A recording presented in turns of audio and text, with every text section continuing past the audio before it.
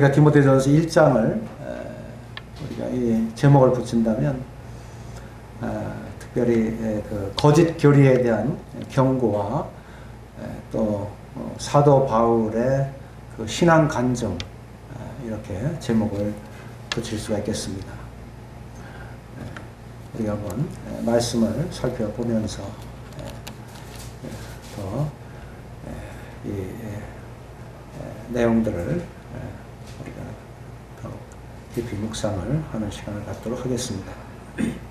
우리가 1절에서 2절 이렇게 먼저 읽겠습니다. 우리 구주 하나님과 우리 소망이신 그리스도 예수의 명령을 따라 그리스도 예수의 사도된 바울은 믿음 안에서 참 아들된 디모데에게 편지하노니 하나님 아버지와 그리스도 예수 우리 주께로부터 은혜와 긍휼과 평강이 내게 있을지어다.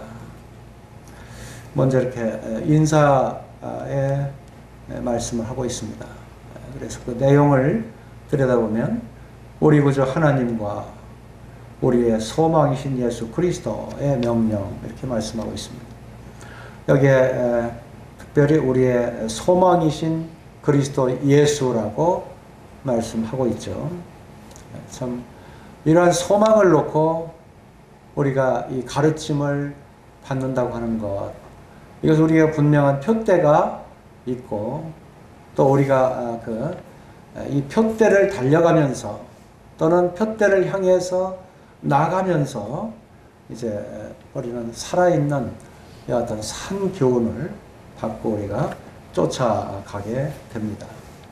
우리가 골로새서 1장 27절에 이와 같이 말씀하고 있어요. 하나님이 그들로 하여금 이 비밀의 영광이 이방인 가운데 얼마나 풍성한지를 알게 하려 하심이라. 우리는 하나님께서 일찍이 택하셨던 이스라엘에 대해서는 완전 이방인이었죠. 하나님은 이제 그 비밀의 영광이라고 말씀하고 있어요. 이것은 우리 주 예수 그리스도의 오심을 인해서 이제 이 비밀의 영광이 드러난 것입니다. 그것은 모든 이방인에게 나타난 풍성한 은혜이죠. 감히 이것은 상상할 수 없었던 이와 같은 비밀이었습니다. 이것을 아무도 알 수가 없었습니다. 그런데 이제는 이 비밀이 그리스도 안에서 밝혀지고 그 대상은 이방인으로 드러남으로 인해서 오늘날 이와 같이 이방인들에게 전파된 복음을 통해서 우리가 하나님 말씀 안에 그리스도 안에 우리가 있게 된 것을 이제 우리가 익히 참 믿음의 생활을 하고 있습니다. 이 비밀은 너희 안에 계신 그리스도니 곧 영광의 소망입니다. 너희 안에 계신 그리스도, 우리 속에 그리스도께서 계시다고 하는 것이죠. 이것은 우리가 지식으로 만약에 구약을 읽는다 할지라도 이것은 그리스도께서 우리 안에 거할 수가 없어요. 이제는 우리 주님께서 율법이 아닌 은혜 가운데 오셔서 또 진리로 오셔서 성령으로 말미암아 우리 가운데 거하시는 바로 우리 주 예수 그리스도십니다. 이 그리스도야말로 곧 영광의 소망이다, 이렇게 말씀하셨습니다. 이 영광의 소망이신 우리 주 예수 그리스도, 이제 착한 일을 시작하신 이가 이제 끝날까지 너희를 지키시리라, 이렇게 말씀하신 주님께서 우리는 허공을 찔러서 신앙생활하는 게 아니죠. 소망이신 우리 주 예수 그리스도를 계속 바라보고 또 하신 말씀을 우리가 표대 삼아서 우리는 계속 이 길을 우리가 향해서 충성을 다하고 있습니다. 우리의 사람에게 있어서 이와 같은 목표나 소망, 우리의 어떤 표대, 이와 같은 것은 굉장히 중요해요. 우리가 하루를 살아도 우리의 목표가 없으면 그 하루는 시간이 그렇게 길 수가 없어요. 그리고 우리의 힘을 뭐라고 그래요? 상실하게 되죠. 목표가 없을 때 그렇습니다. 그러나 퍼뜩 우리에게 오늘 할 일이 있다고 하면 그것이 더욱 중요하고 그것이 나에게 주어진 특별한 사명이라고 할 때, 이런 때는 우리는 그 일을 위해서 온몸과 마음을 다 들여서 이와 같은 일을 감당을 하게 되는 것입니다. 바로 인사말에서 사도 바울이 이와 같은 말씀으로 시작을 하는 것입니다. 우리의 소망이신 그리스도 예수의 명령을 따라. 굉장히 중요한 말씀이죠. 우리의 소망이신 예수 그리스도의 명령이 우리에게 있다. 대개 주님의 그 소망을 따라서 그 길을 그 목적지에 정해놓지 않으면요, 그냥 매번 교회만 왔다 갔다 하는 그와 같은 그 모습밖에 되지 않습니다. 그럼 오히려 더 힘들죠. 교회 가기도 힘들고 또 여러 일을 감당하기도 힘들고. 그런데 우리가 이러한 주님의 살아계신 명령이 우리에게 주어져 있다라고 깨달을 때는 우리는 정신을 바짝 차리고 이제 충성할 수 있는 이 기회를 주신 일에 참 우리는 이러한 기회를 이제 낭비하지 않고 주님의 그 말씀을 쫓아서 감당할 수가 있습니다. 특별히 여기에 사도 바울은 여기에 사도된 바울이라고 자신을 증가하고 있습니다. 누가 사도 바울을 사도로 세우셨는가? 이 사람으로서는 이 바울에 대해서 사도로 우리가 보통 생각할 때는 이 누군가 세워줘야 되잖아요. 눈으로 보게끔 세워줘야 되잖아요. 그런데 바울의 그 주님을 섬기는, 하나님을 섬기는 그 같은 신앙의 모습은 하나님께로부터 주어진 거예요. 자신이 그와 같이 하나님의 말씀을 보았을 때 자기의 비춰져 있는 그 빛을 따라서 나는 하나님께서 이방인의 사도로 세우셨구나, 이것을 깨달은 것입니다. 사도 바울은 이 일을 발견하고 자신의 주어진 하나님의 말씀을 따라서 자신의 모든 것을 들여서 그 일을 감당을 하였습니다. 이 고백을 이제 우리는 1장 12절부터 우리는 보게 될 것이에요. 이 사도권, 누가 나를 사도로 세우셨는가? 사람이 세웠는가? 하나님이 세우셨는가? 이것을 보게 될 때 분명하게 사도 바울은 하나님께로부터 받고 이와 같은 일을 감당을 했다고 하는 것을 이렇게 참 우리가 보게 될 때, 우리도 하나님 앞에서 말씀을 받아야 돼요. 우리를 구원해 주시고 나를 구원해 주신 목적이 무엇인가? 그래서 그 목적으로 우리가 그 말씀을 받고 이제 그 목표를 향해서 우리가 뛰는 것입니다. 그 일을 충성을 다하는 것입니다.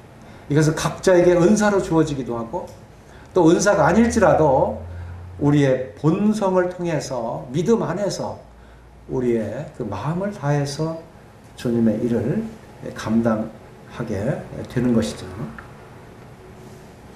그래서 이러한 그 인사말부터 사도 바울은 자신의 믿음 안에서 주어진 이와 같은 말씀 안에 자신이 들여지고, 또 하나님께서 그를 붙들고 그 일을 감당케 하시는 이와 같은 역사를 보게 되는 것입니다.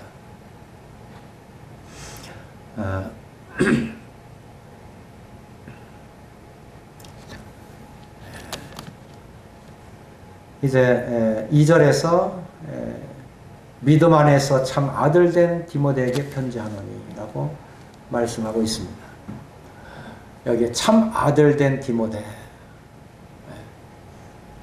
그래서 이 디모데에게 이 명령한 이와 같은 말씀들이 이제 그 디모데 개인에게만이 아니라 하나님을 믿는 모든 성도들에게, 또 교회 안에서 하나님의 일을 하는 일꾼들에게, 이 모든 이 하나님의 성도들에게 동일하게, 디모데와 동일한 성정을 가진 이와 같은 자들에게 동일하게 이와 같이 말씀을 주고 있습니다.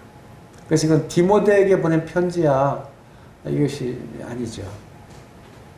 그래서 이것은 우리 하나님을 섬기는 모든 교회, 온 세계 모든 교회에게 그 역할은 이 사랑하는 아들 디모데에게 보낸 이와 같은 말씀의 그 교회를 운영하고, 또 교회 안에 그 직분을 감당하고 이와 같은 자들에게 모두에게 굉장한 영향력을 가지고 있는 것입니다. 이 영향력을 주신 이와 같은 이 말씀들, 이 교훈들, 권면들, 이 명령들, 이와 같은 것은 정말 주님께서 이 참 아들된 디모데에게라고 하신 말씀처럼 사도 바울이 얼마나 디모데를 아꼈습니까? 이 순교하기 전까지도 디모데가 그 가까이에서 그 심부름한 이와 같은 흔적들을 쭉 볼 수가 있죠. 그렇게 이 디모데와 가깝게 그 주님의 일을 서로 동역하면서 스승과 제자로서 또는 동역자로서 참 서로의 깊은 관계를 가지고 그 하나님의 일을 감당했던 것을 보게 되는데, 바로 이와 같은 참 아들된 디모데, 이것은 우리에게 그 하나님 앞에서의 성도와의 관계가 주님께서 디모데에게 이르듯이 우리에게 이렇게 이 사랑의 관계로 지금 이렇게 가르쳐 주시는, 가까이 교제해 주시는 이와 같은 말씀으로 우리가 이해해야 될 것입니다. 이것은 뗄려 뗄 수 없는 그 같은 중요한 교훈들이기 때문에 그렇습니다. 하나님 아버지와 그리스도 예수 우리 주께로부터 은혜와 긍휼과 평강이 내게 있을지어다. 이와 같은 그 은혜와 긍휼과 평강, 사도 바울은 이제 자신의 그 12절 이후부터 이 고백을 하면서 내가 긍휼을 입은 것은, 또는 내가 긍휼을 입은 까닭은, 너무 하나님 앞에 내가 죄인의 괴수밖에 될 수 없는데 하나님 앞에 이런 긍휼을 받게 된 것이죠. 그러니까 회개의 차원을 넘어서 사도 바울은 자신을 깨뜨리는, 이 회개와 깨뜨림이라고 하는 이 차이는 어떤 차이가 있냐면요, 회개는 그냥 내가 죄인이었다가 내가 정말 주님 앞에 나의 죄를 자백하고, 그리고 내가 이제 하나님의 사람이 됐다는 거예요. 그런데 이제 사도 바울처럼 이렇게 주님 앞에 이제 자신이 완전히 부서지는, 하나님 앞에 내가 완전히 종이 되는 이와 같은 자신을 깨뜨리는 이와 같은 모습은, 이제 나는 하나님께 지어준 존재로 연약한 존재가 될 수밖에 없었던 자였구나. 나는 참 연약한 존재였구나. 깨닫는 거예요. 그리고 그 크신 하나님의 말씀 앞에 내가 이제는 내 자아를 다 버리고 이제 하나님의 말씀을 쫓겠노라. 이런 차이가 있는 것입니다. 회개는 어떻게 보면 나의 어떤 심령이 변화된 것에 불과하다면, 이 사도 바울의 깨어짐, 이와 같은 그 차이는 완전히 내 자신의 것을 이제는 버리고 하나님의 것으로 나의 주인을 삼고 하나님의 것으로 나의 모든 것을 삼아서 이제 하나님 앞에 내가 이제 그 복종하는 거죠. 이제 내 안에 그리스도께서 사신 것이라. 이게 바로 그 깨어짐의 의미입니다. 그리고 이 깨어짐은 회개는 한순간에 그냥 돌이켜서 내가 이제 죄사함을 받는 데까지 이르지만은 이 깨어짐은 계속되는 것입니다. 바로 주님 앞에서 이와 같은 것을 원하는 거예요. 그러니까 이러한 깨어짐은 바로 이렇게 긍휼을 얻었을 때 그것을 내가 이 깨달음으로 인해서 내가 정말로 하나님과 지금까지 너무 몰랐다가 하나님의 그 역사를 이제는 믿음으로 알게 된 거예요. 그 힘이 너무 강하고 또 그 은혜가 너무 크고 그 긍휼이 너무 커서 그분 앞에 그 뜻 앞에서 내가 완전히 자신을 부인하는 것입니다. 누구든지 나를 따르려거든 자기를 부인하고 제 십자가를 지고 나를 쫓을 것입니다. 여기에 자기를 부인하고 나를 쫓을 것. 이것은 뭐예요? 계속되는 거예요. 회개는 한 번 하면 그냥 그것을 끝나잖아요. 그러나 이 깨어짐은 자신을 부인하고 계속 주님을 쫓아가게 된다고 하는 것이죠. 바로 그런 관점에서 이 디모데서와 디도서를 우리가 바라봐야 되는 것입니다.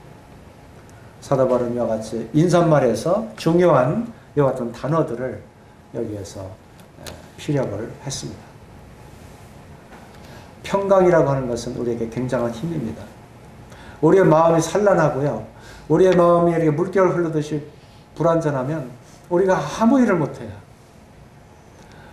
그러나 주님께서 우리에게 평정함을 허락하세요. 그래서 주님께서 이렇게 평안함을 주실 때 그 잔잔하게 파도가 일치 않는 그와 같은 어떤 잡음이 일치 않는 상태, 우리의 마음의 양심이 정직한 상태, 하나님께서 들려주시는 그 말씀이 우리의 마음속에 들어올 수 있는 이와 같은 상태, 이것은 우리에게 평강이라고 할 수 있죠.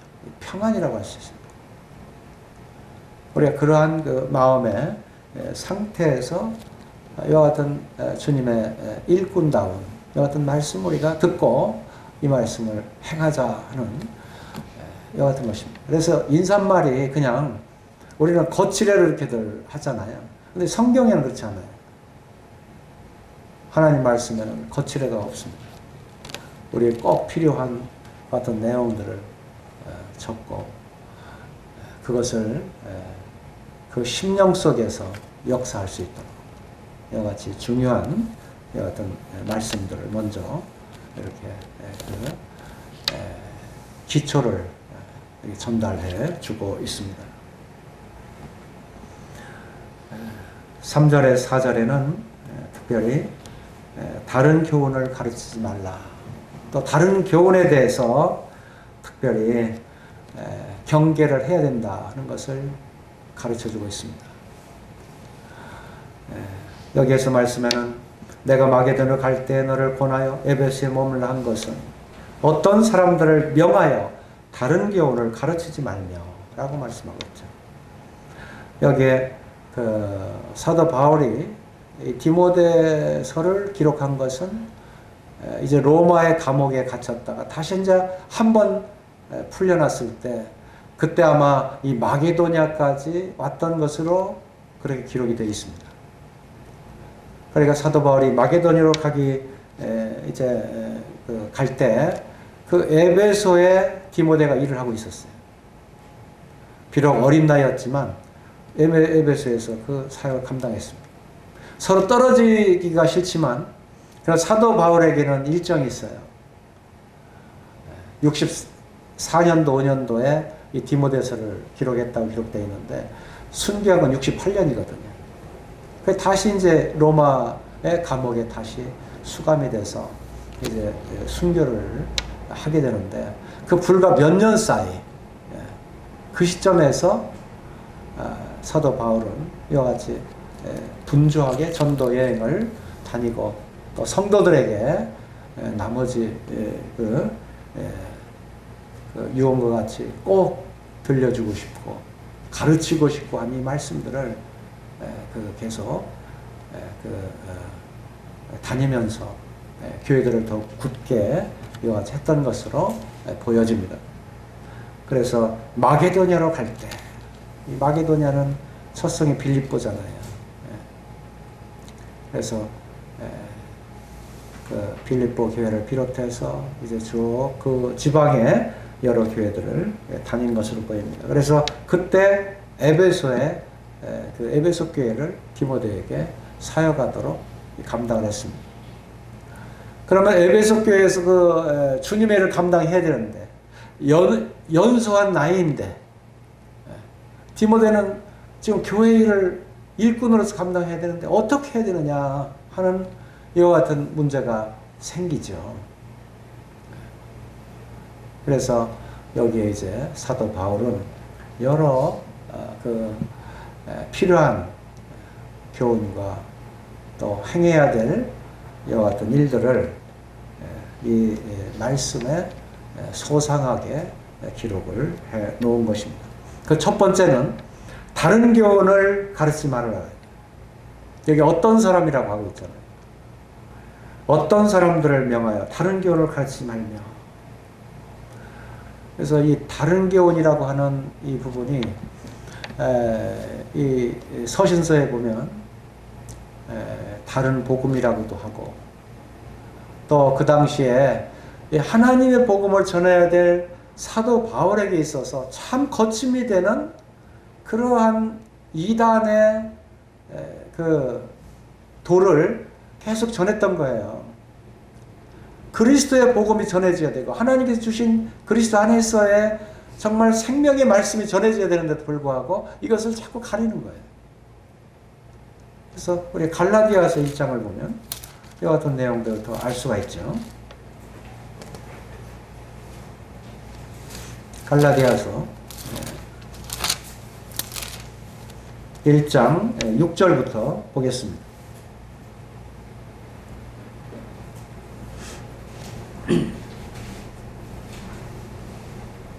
그리스도의 은혜로 너희를 부르신 이를 이같이 속기 떠나 다른 복음을 따르는 것을 내가 이상하게 여기노라. 다른 복음은 없나니 다만 어떤 사람들이 너희를 교란하여 그리스도의 복음을 변하게 하려 함이라.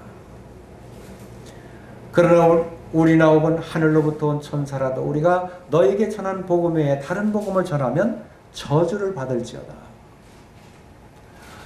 9절에도 보면 만일 누구든지 너희가 받은 것 외에 그 중간에 있어요. 다른 복음을 전하면 저주를 받을지어다.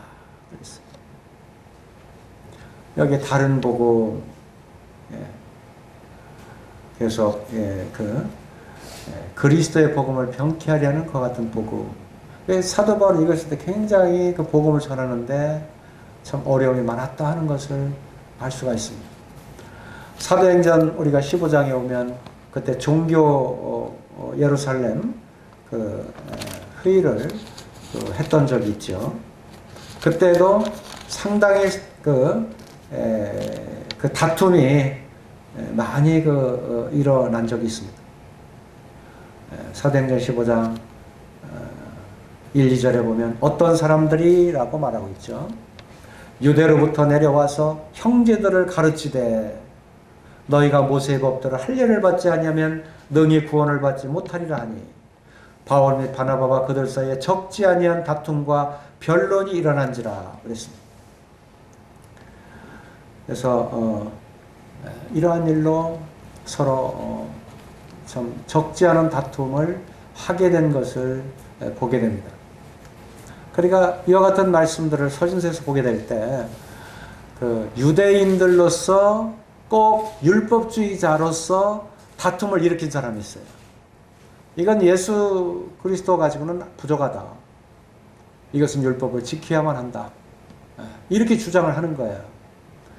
오늘도 하나님의 그 은혜 속에서 100% 해결이 안 되신 분들은 율법을 우리가 지켜야 되지 어떻게 그 은혜로만 우리가 가만히 있어서 되냐. 우리가 이렇게 악한 존재인데 이렇게 주장을 하고 그 율법주의적인 이와 같은 그 일로 변론을 하게 되는 것이죠. 특별히 디모데서에 기록되어 있는 이 다른 교훈은요, 갈라디아서에 기록된 것보다 훨씬 뒤늦게 일어난 그런 다른 무리들입니다. 이러한 영향은 그 아테네를 복음을 전하면서 철학적인 그 헬라에서 온 그런 철학적인 그러한 사상에서도 많이 흘러나왔다고 하는 것을 우리가 그 시대적인 흐름을 봐서 좀 알 수가 있어요. 그래서 디모데서에 기록된 것은 헬라적인 그러한 철학과 더불어서 유대교적인 그와 같은 그 율법주의 이런 것들이 서로 혼합이 돼서 그리스도의 복음을 아주 혼미케 하는 거예요. 특별히 이때 영지주의라고 하는 이것은 참 유명한데요. 요한 1세에도 그 영지주의 그 주장을 하는 이와 같은 자들이 굉장히 그 복음을 가렸던 이와 같은 자들인데요. 이 영지주의라고 하는 이 사상이 그 사람들을 솔깃하게 해요. 우리도 영과 혼과 육이 있잖아요. 그런데 이 영지주의자들은 그 하나의 영적인 일에 속해 있고, 이 유대교나 또는 그리스도인들이나 이런 사람들은 하나의 그 정신적인 혼에 속하는 거예요. 거기에 속해 있는 자들이고, 그리고 이제 그 육체적인 여기에 속해 있는 자들이다. 그래서 육체라고 하고 물질적인 것은 완전히 죄악시하는 거예요. 그러니까 그것까지는 구원받을 수 없는 것이고, 그것은 썩어지는 것이고, 이 물질적인 것은 이것은 구원받을 수 없는 것이다. 그래서 그런 이론과 철학을 가지고 계속 사람들을 혼미하게 만드는 거예요. 그러니까 거기에 빠지면 이 그리스도의 복음을 듣지 않는 거예요. 그래서 이 다른 복음이라고 하는 이 내용 속에는 특별히 영지주의적인 이것이 강하다는 거예요. 그 영지주의자들은 이 예수 그리스도에 대해서도 부인해요. 십자가에 죽은 것조차도 부인해요. 우리가 이제 이러한 자료들을 이렇게 보면 영지주의에 대한 분량이 상당히 많습니다. 단순한 게 아니에요. 그러나 그들을 요약해 보면 영지, 말 그대로 우리가 영적인 그와 같은 이 지식, 이와 같은 것을 가져야만 우리가 구원을 받는데, 이 지식이라고 하는 그노시스라는 그런 단어를 써요. 그래서 그 지식을 우리가 습득을 해야 구원을 받았는데, 그것은 영지주의자, 그 철학적인 헬라적인 영향을 받았는데, 이와 같은 자들만이 그 도에 이를 수 있다. 그러니까 그들의 그 행위까지도 이렇게 그 함께 가야 나중에 그 도에 이르러야 구원을 받는 거예요. 거기에 많은 그 혼란에 빠져 있는 이 그리스도의 복음을 전해야 되는데 거기에 머무르게 되고 그 이론 가지고 변론하는 거예요. 그리고 영지주의는 헬라에서 시작했기 때문에 그들은 그 신화적인 것 이것이 강하고요. 유대주의자들은 족보에 강해요. 그래서 우리는 아브라함의 자손이다. 그럼 어디 족보, 당신은 어느 지파에 속했습니까? 그 족보를 따지는 거예요. 서로 앉으면. 근데 족보 따져서 뭐 하느냐 그거예요. 사도 바울은 이 문제를 바로 이 4절에서 1장 4절에서 말씀하고 있어요. 신화와 끝없는 족보에 몰두하지 말게 하려 합니다. 이 신화는 어떻게 보면 헬라적인 의미를 가지고 있어요. 거기로부터 오는 이런 사상들. 신화가 참 많잖아요. 그 주피터, 뭐 제우스, 무슨 신 해가지고 이 신들이 참 많고 정말 신화를 들어오면 정말 거기에 쏙 빠져요. 재밌어요. 헤라클레스는 힘이 강해서 뭐 어떻게 하고, 그래서 그런 그 이야기를 이렇게 들어보면 굉장히 그 아주 재밌습니다. 그리고 그게 삶에 상당히 그 힘을 주는 교훈이 담기기 때문에 그런 신화에 빠지면 거기에 아주 몰두하게 되고 그리스도의 복음하고는 멀어지게 되는 거지. 그래서 이와 같이 신화나 족보에 몰두하지 않게 하려 합니다. 이 다른 복음, 영지주의적인 이런 것들이 다 여기에 같은 맥락으로 전해지기 때문에 여기에 특별히 경계하고 조심할 것을 지금 말씀하고 있는 것입니다. 이런 것은 믿음 안에 있는 하나님의 경륜을 이름보다 도리어 변론을 내는 것이라. 그래서 이러한 우리가 내막을 우리가 이해하죠. 사도 바울은 아테네에서 복음을 전할 때 하도 철학자들이 서로 변론이 강하니까 말로 상대해서는 안 돼요. 아무리 말쟁이라도. 그래 뭘 전했습니까? 그리스도의 부활. 이 부활은 어디에도 어떤 철학에도 부활은 없거든요. 그런데 예수님은 3일 만에 부활하셨거든요. 복음의 핵심은 이 부활에서 하나님께서 참 생명을 주시고 그분이 바로 하나님의 보내신 분이고 그분이 우리의 영을 살려주시고 이제는 후에 소망의 주님이 되셔서 약속 있는 말씀으로 우리를 그 나라에 넉넉히 인도하신다 하는 이와 같은 참 진리의 말씀을 부활로부터 시작해서 그들을 설득했습니다. 이 복음은 바로 생명입니다. 그리고 부활입니다.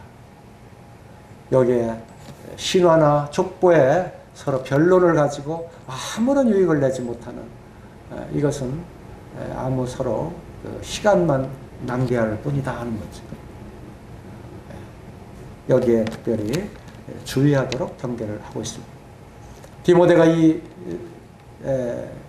말씀을 아비와 같은 바울에게 이 말씀을 들었을 때 그렇구나.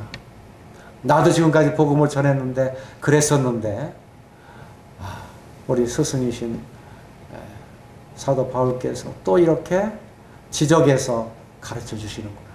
이게 작은 것 같지만요. 굉장히 이 말씀들을 알았을 때, 확신해 있을 때 참 굉장한 힘을 발휘하게 됩니다.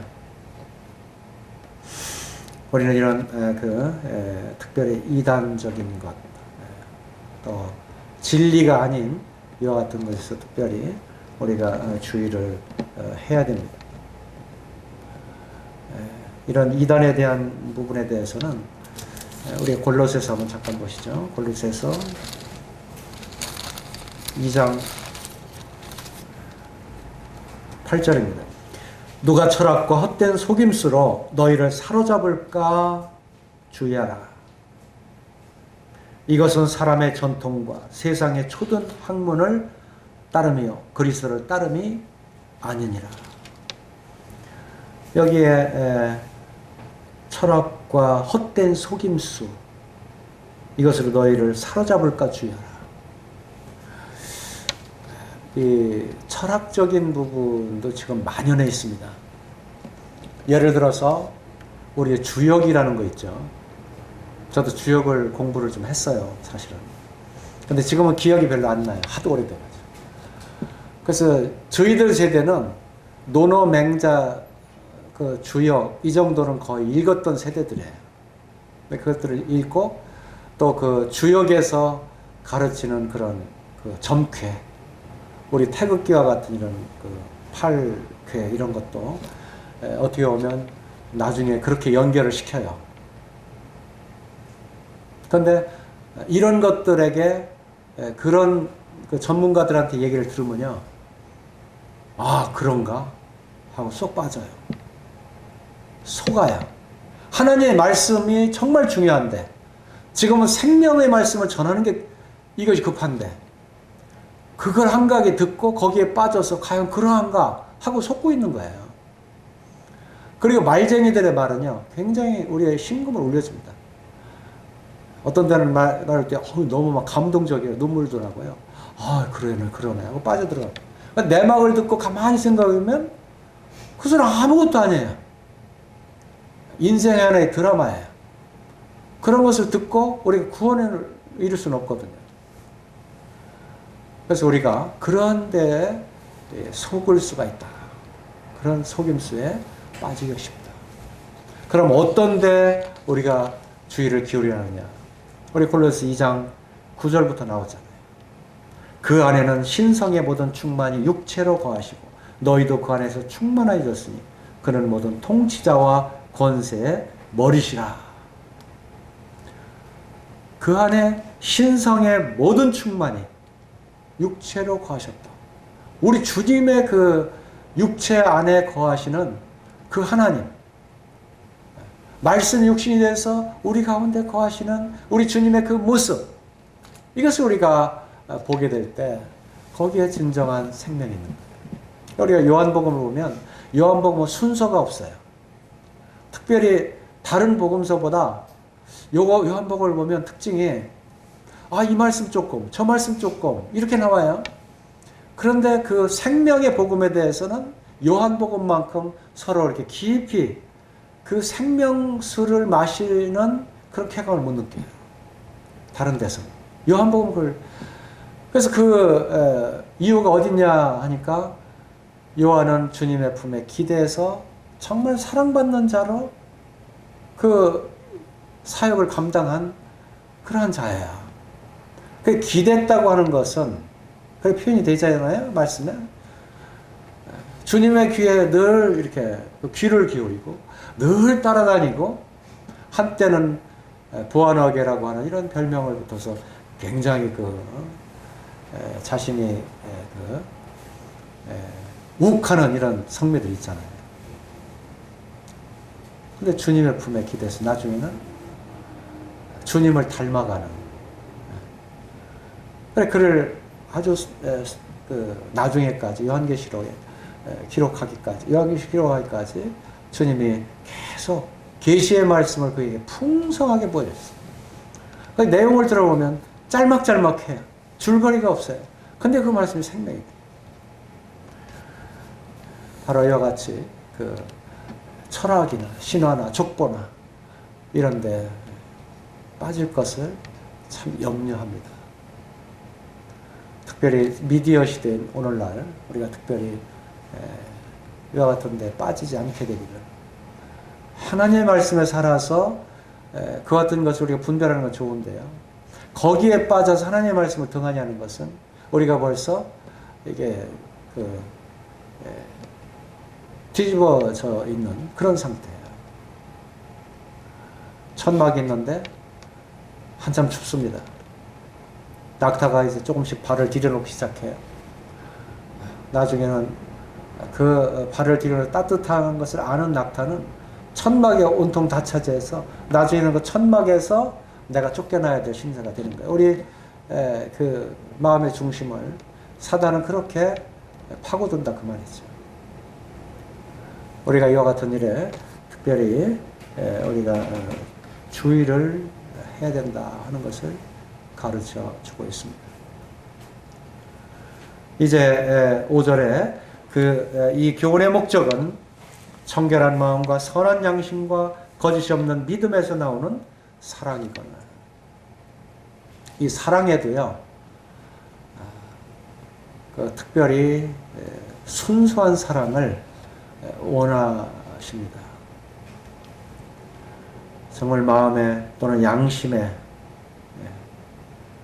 청결하고 선하고 거짓 없는 정말 순도가 100%인 이와 같은 사랑, 이것을 요구하고 있습니다. 그래서 우리는 이 사랑 얘기를 우리가 자주 하고 사랑의 실천을 우리가 자주 해야 됩니다. 우리가 이제 디모데에서부터 디도서까지 보게 될 때 이와 같은 단어를 많이 접하게 됩니다. 청결한 마음, 선한 양심, 거짓이 없는 믿음. 그리고 부패한 그런 양심, 이런 것들을 보시게 되는데, 우리가 그와 같은 다시 한번 이와 같은 말씀들을 구체적으로 살펴보기를 원합니다. 오늘은 이와 같이 이와 같은 사랑이지만, 이런 사랑을 우리가 교회 안에서 드러내야 되고, 이러한 사랑으로 성도들이 이렇게 진리 안에서 우리 주님을 섬겨가는 이런 모습이 되어야 되는데, 이런데 배제되어야 될 이러한 다른 교훈들을 쫓는다든가, 또는 신화나 족보를 쫓음으로 인해서 그 하나님을 온전한 가운데 섬기지 못한다고 하면, 이와 같은 것은 참 교회에 많은 방해거리가 된다고 하는 사실입니다. 여기 이제 5절부터 이렇게 말씀하고 있어요. 사람들이 이에서 벗어나 헛된 말에 빠져 율법의 선생이 되려 하나. 율법에 대해서 선생이 되려, 율법에 대해서는 참 잘 알아요. 그리고 율법에 대해서 계속 주장을 해요. 이 율법에 대해서 이제 계속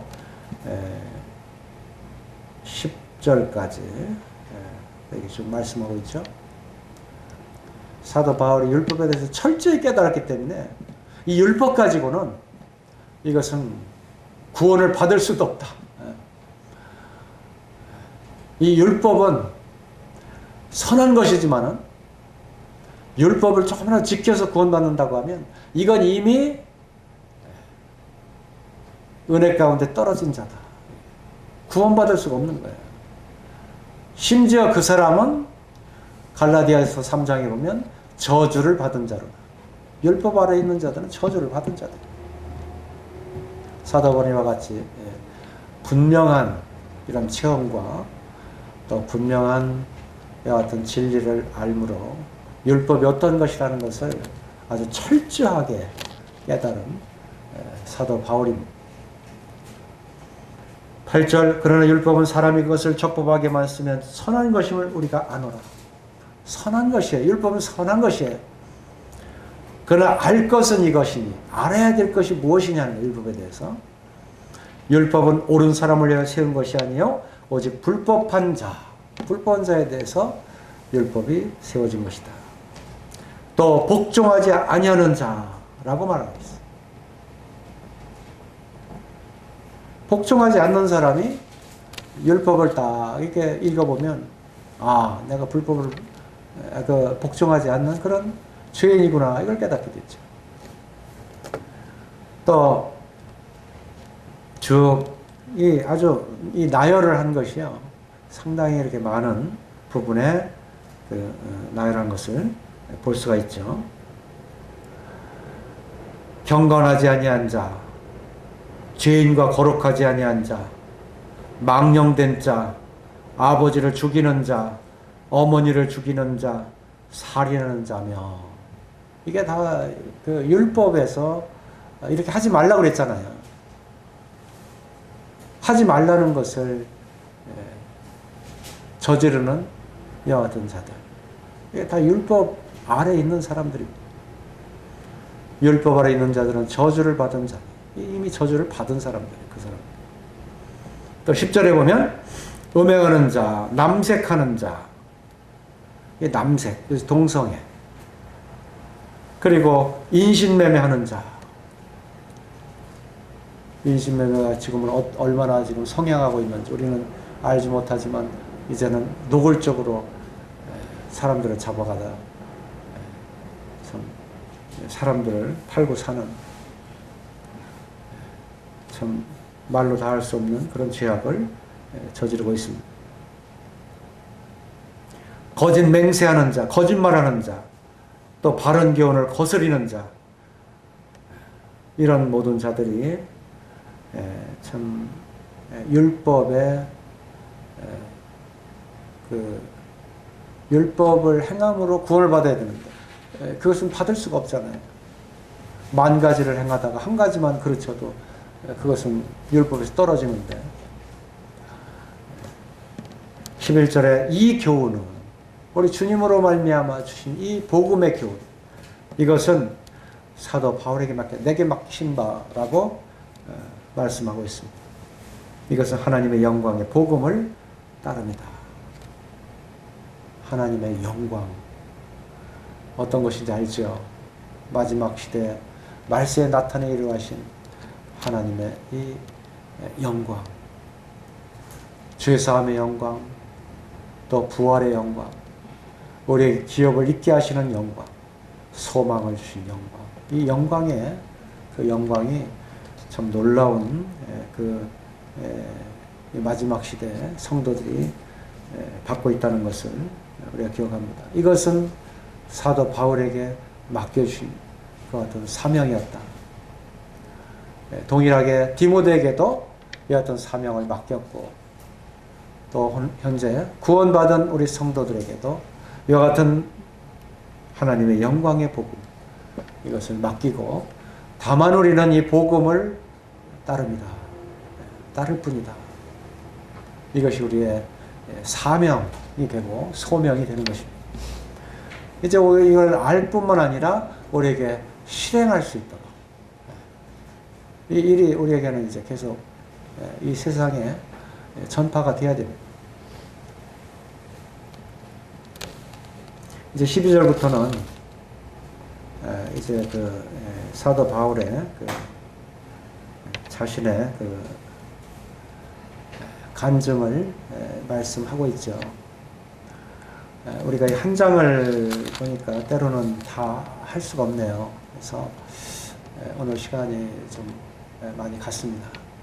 이 다음 시간에 이 12절부터 다시 보도록 이와 같이 하겠습니다. 오늘 여기에서 말씀을 줄이겠습니다. 감사합니다.